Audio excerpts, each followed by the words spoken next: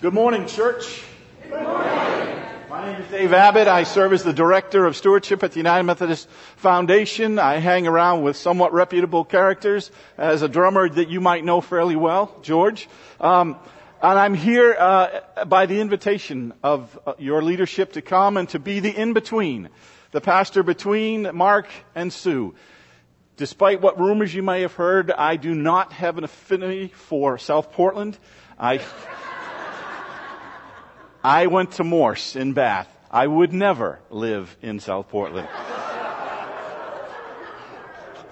So this morning we're here to be in worship, to celebrate, to give thanks to God for with what we have been blessed, but also those things which challenge us today. This is the time for the child in all of us, but am I looking out? Is there anybody who would like to join me up front? If not, I want to take a few moments and talk to you all about change. You want to stay comfortable? We could sit on these hard stairs. All right, hold on. Even though I'm only here for a short period of time, I brought my suitcase.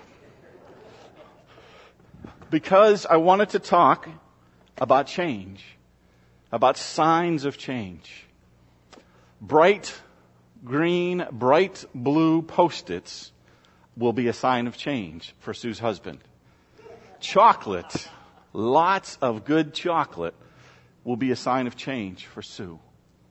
But what about in our lives? When you think about change, there's that uncertainty, the unknown. Mark has been a phenomenal pastor for 12 years. I've known him well beyond that. And now you have Sue Frost. I had the opportunity to interview with her once when I was a district superintendent. You are getting a phenomenal pastor. But still there's the uncertainty. What do we do? What do we look at? Some of us may cry. I don't know if that was the little one or one of you. I'm not sure. But I want us to think about change. I want us to think about high school. Do you remember those days? Yeah, I got the dust off of this. I've changed since then, back in 1980. But we got these yearbooks. We got our graduation diplomas. We were excited, but we were transitioning. What did the future hold after high school? A sign of change, a symbol of hope.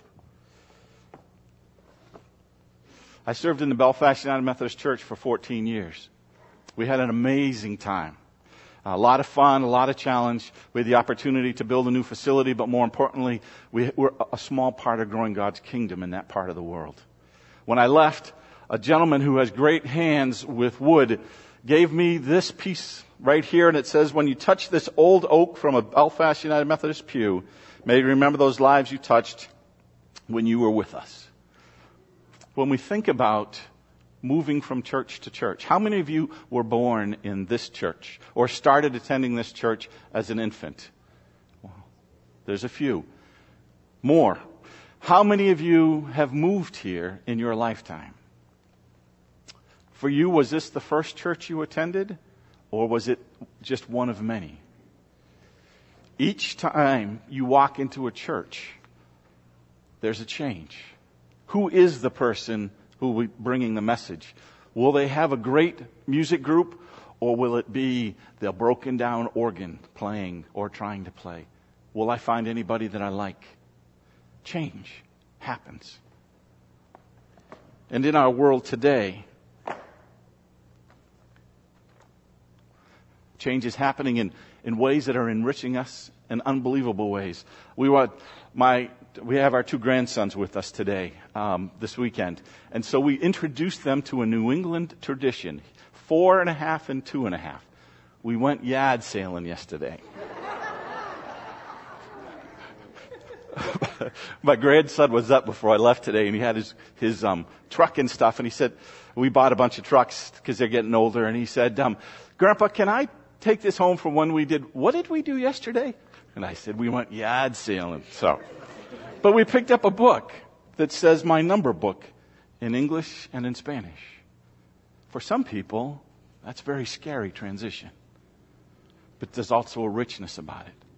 See, one of the things we can choose to do in tradition and change and transition is we can hold on to the past and fear anything that might come. Or we can celebrate the past, live in the present, and adventure for the future. Now, do not worry. If there had been young people, this would have come in a much simpler language, but you all are still awake at this point. And so I wanted to take advantage of that. So as you prepare now for this change, for this transition, I invite you to be open, to recognize things will not be done as they've always been done in the past, but to celebrate that if someone is doing something as God has directed them, and it is for God's glory, for the kingdom, to be open to it. I mean, I walked in with my coat on today because I always preach with a coat or what are those things called? A robe. It's been a while since I've been up front. But then I saw how comfortable you all were, and I just didn't think it was fair, so I changed. I was open to meeting you where you were at. It's something I'm doing a little bit different. So let us be ready today. Let us be open.